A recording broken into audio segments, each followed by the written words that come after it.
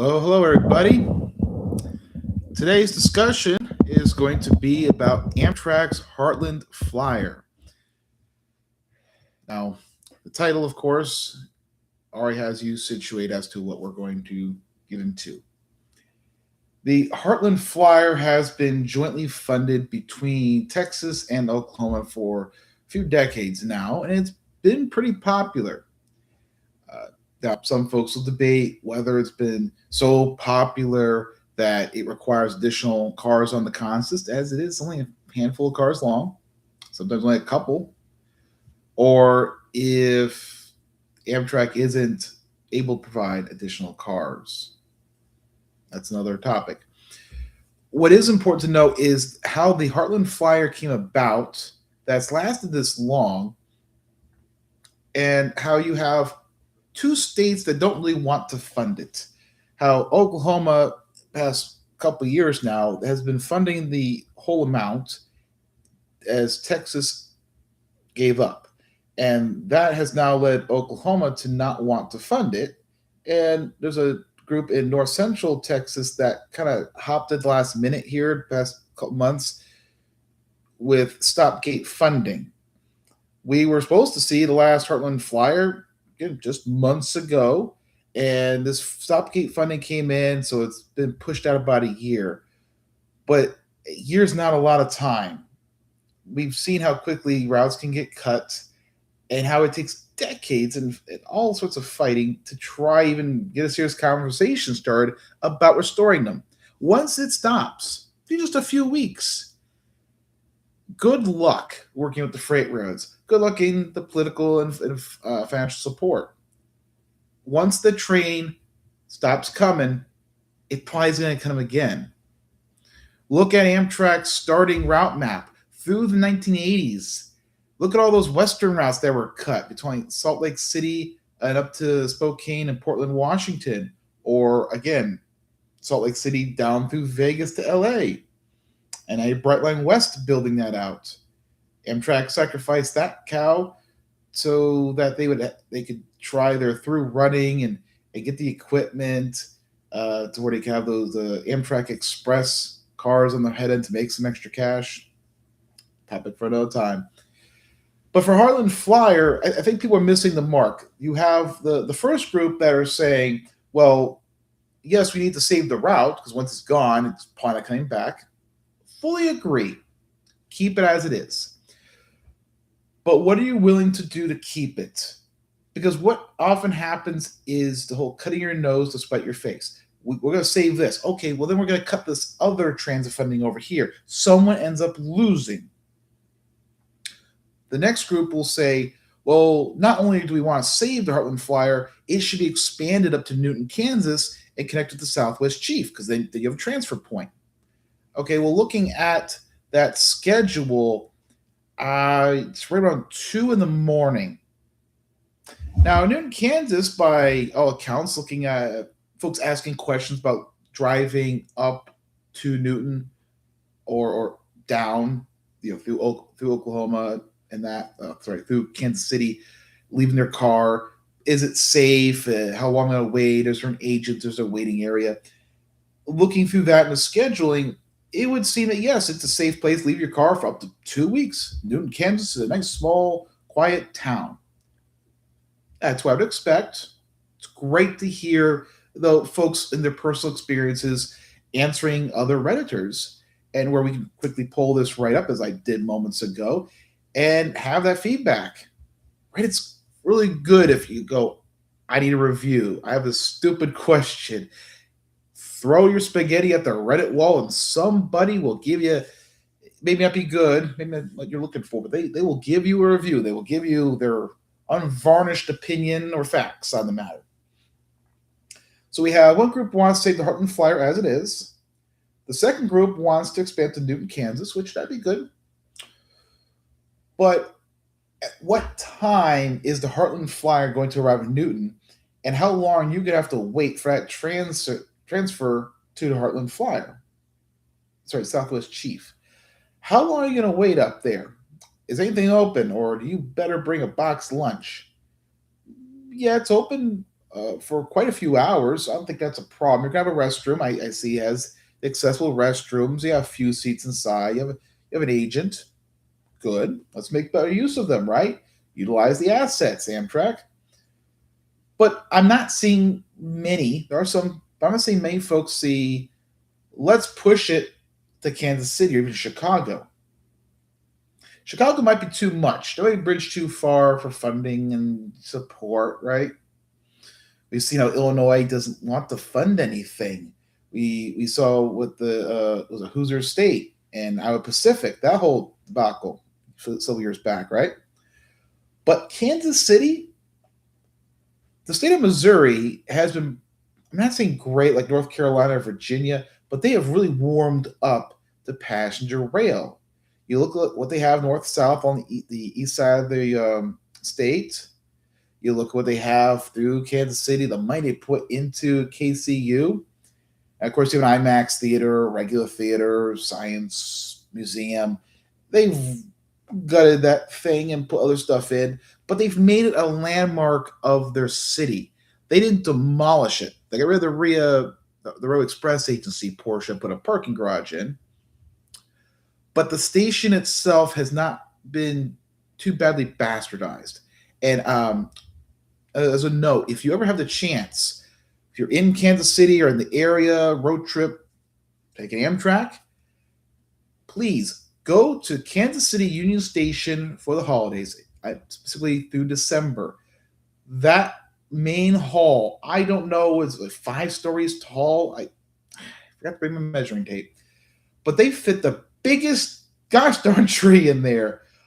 Oh wow, that's if you were a beaver, you go, no, man, my eyes are bigger than my stomach, but I'm not that foolish. You wouldn't touch that tree. It's too magnificent. The decoration, the live carolers, the hot chocolate available. It's a place to spend a good few hours with your family, or even alone, to sit and reminisce and have some introspection. So hit Kansas City Union Station for Christmas at some point if you ever get the chance, please. But back to the Heartland Flyer, we either keep it as it is. Yay. We go up to Newton, Kansas. Yay, I'm surrounded by crickets at 2 in the morning. At least it's not Cincinnati. If you know, you know. But in my opinion, the Heartland Flyer should go at least to Kansas City because Kansas City was called the gateway to the West. It's the Heartland Flyer taking you further through the West. You have the frequency of the Southwest Chief and the desire on the state of Missouri's end to start having their own regional rail system. They want to go out to Topeka and Wichita, and Kansas, mixed response. I see people claiming they're for helping, others say they're not, or yes, but they're not going to fund it. They'll just not be in the way. Sometimes you can't get a straight answer. But the one consistency is that Kansas would support Kansas City expanding a regional rail line or 2 or 3 into their state. That's a big hurdle. Even if it doesn't help with funding, having the boxes checked there, still a big step, right? Think of Ohio, previous governors, Republican. I lean right, but I'll side with the lefties on that nonsense. Same thing was it Michigan, was it Wisconsin, Minnesota, same thing, turning down all that money under the Obama administration. There are strings attached, and I could kind of see an argument against it, but overall, I'd say that was a real swing and a miss, like purposely because of lobbying, right? I'll give you all that one. Those are some bad Republicans, and that stuff would have taken 10 years to get off the ground. It started 2008 through 2016. Point is, we could have had some things started and rolling well before now, where we talk about upgrading and expanding capacity, and now we're still talking about getting something started. It's pathetic. So anyway, back to Kansas City, they want to build our regional rail system, starting off going to Wichita, Topeka, and then they want to go, east and south, maybe go down to Springfield and Branson. There's opportunity there, BNSF trackage, and then you have the Branson Scenic Railway, which rents track space from a short line operator. You can dig into that more yourself. But the opportunities abound in Missouri with the tourism and folks moving there for tech jobs. You think of uh, the handmade items, the crafting. You still have a lot of the trades, a lot of vocational type work there. Lots of opportunities in Missouri. So if they're going to build out this system, and then you don't bring the Heartland Flyer up to KCU to connect in with that, I would say you're quite foolish. Go up to just Newton. I mean, I'll take it. If there was a serious effort, the funding wasn't being fought over, and he said we're going to go up to Newton and for 5 years, see how that goes, and maybe expand up to KCU. Fine, I'll support it. We can't be so hard nosed if we're going to get a solid connection. Because if you look at Amtrak on the East Coast, it's very north south along the coast, and then once you get further north, you have the Cardinal, the Lakeshore Limited, or as both fans and employees will say, the late for sure. Hey, you got a record, it was 18 or was it average 16 hours late, up to 18, 20-ish hours was the record. Good grief. But you have the north, south, and then east to west along the Great Lakes and the Cardinal. But then you have the two north south routes going from Chicago down to New Orleans. And out west, it's all to the West Coast. You're in Denver. You look at Denver Union Station. You used to be able to go up to Cheyenne, up to North and South Dakota, out to Wyoming. You could already go south through Pueblo, make connections in Arizona, like Tempe, Arizona, Phoenix, Arizona, right? There's no north south. You're in Denver. All you can do is go east or west, drive or fly. There's no transfers, no interconnectivity. Yes, you have the Denver mass transit system, but that's just in town. That's the suburbs. What are you going to do with that? Same with Salt Lake City. You no longer have the option to go from Salt Lake City up to the Pacific Northwest, Portland, Seattle, etc., or Salt Lake City down to Vegas and LA. You can't cut diagonal. You have to go to San Fran and San Francisco and then go all the way down to Los Angeles, and you don't get Vegas. I mean, Amtrak's already a gamble with whether the equipment's going to work and how late you're going to be. You can't even get to the home of gambling, Las Vegas. Go figure. I wish the Pioneer could come back, don't you? But with the Heartland Flyer, if that went up to Kansas City, think of the folks that would want to go from KC, not necessarily Kansas. I don't know how you'd sell this to Kansas to get them to fund it. Maybe to start they wouldn't. You don't have one out and back, really like a morning and an evening out and back trip or something every day, only on weekdays or something. And then if people started using it to go to Kansas, sort of in place of that regional rail system from Kansas City, folks were using it to get to Topeka in Wichita, and they started seeing how nice it could be, even with old AM fleets. Then you start building support where the Wichita wants to go and partner with Missouri for that regional rail, or they say, well, we're not going to go full regional rail. We like the results so far. We want to see more frequency. How about we pitch in? Because then you're splitting the Heartland Flyer between Missouri, Kansas City, Oklahoma, Texas, and you're a bit over doubling the route of the flyer.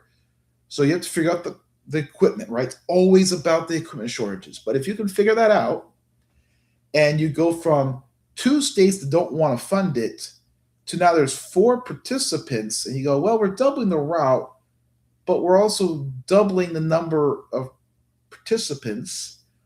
So the ratios stay about the same, right? This should theoretically expand ridership, which would help with covering, from the fare box recovery, right? The ticket revenue generated. You say, all right, people go from Kansas City out to Wichita and Topeka. Folks going to go from Dallas, Fort Worth, OKC. Some folks are going to make a transfer at Newton with the Southwest Chief. Folks at KC, Wichita, Topeka. I mean, they're not going to go to Newton to catch the Southwest Chief, I don't think. So the middle part seems kind of useless. But this ties into a point made by many others of no, it's not that people are going to ride Amtrak for the 750 miles or longer the whole way because the critics will say, why would you ride the train for that long when you can fly and it's just a few hours? It's not that people are going to ride the whole dang way. They're going to ride a segment. But the requirement, the onerous part of this at Amtrak is for federal funding. They have to have that 750-mile minimum to get the feds to kick in. And when you're first starting on a route, the feds will cover, I think it's 80% or so of the costs. There's some changes that are made. I'm trying to understand. But where the first 5 years of an operation, that's mostly covered by the feds. There's not very much that is, I say, pitched in by the states. But the states still have to commit to be on the hook after that point to continue that service. So the feds basically say, here's an almost free lunch for the first 5 years because the SVI Amtrak's part, and it's borne out with data, that it takes about 4 to 5 years to grow your ridership for people to go, this is here. Want to get the word out. The service exists. Here's the frequency. Here's where we're boarding. Here's it has a baggage car or it doesn't, allows bicycles or it doesn't, and blah, blah, blah, blah, blah, right? Amenities and at the stations, the tickets online. To learn all this stuff, to start using it, to make it a part of their daily life. Or even if they'll use it a few times a year to go, it's going to be there. And when they're planning a trip, it's their first option. They actually look at as a serious, viable transportation option to their destination and possibly return. It takes some years for folks to learn it exists, the details about that are pertinent, and to feel like they can rely on being there. Equipment breakdowns and unavailability aside. After a 5-year mark, though, the states that accept this federal funding to get this going, they now have their agreements. There's the trackage rights, that who's dispatching what and who's getting paid, how is this working out, and every instance is vastly different from another. There's no real consistency there, and that is an issue. That aside, if you could start the Heartland Flyer, not just keeping it, but extending it to Newton and really to Kansas City, you'll have people going from KC to Wichita, Topeka, from Dallas Fort Worth, Oklahoma City to Newton, make that connection to Southwest Chief, or maybe go to Kansas City and then transfer there because they go, well, shoot, we'll just ride Heartland Flyer up to Kansas City and we can spend the day in KC. Great barbecue. I've been there many a time on road trips. Check out all the interesting antique stores, bookshops, and things. There's all sorts of entertainment coming up soon with Mattel. Was it Mattel World? We have Legoland. Those new Six Flags. There's at least 2 or 3 new stadiums being built. While the requisite hotels, convention centers. Within the next 5 years, there are several theme parks, attractions, hotels, convention centers that they've already broken ground. They're about to, they're going to be under construction and completed, and KC will become a major destination. So for that 5-year period, this should have started years ago. But let's not stall. Let's get this rolling so that people from Texas, from Oklahoma, from Kansas can get to KC, enjoy those parks, those venues when they open up.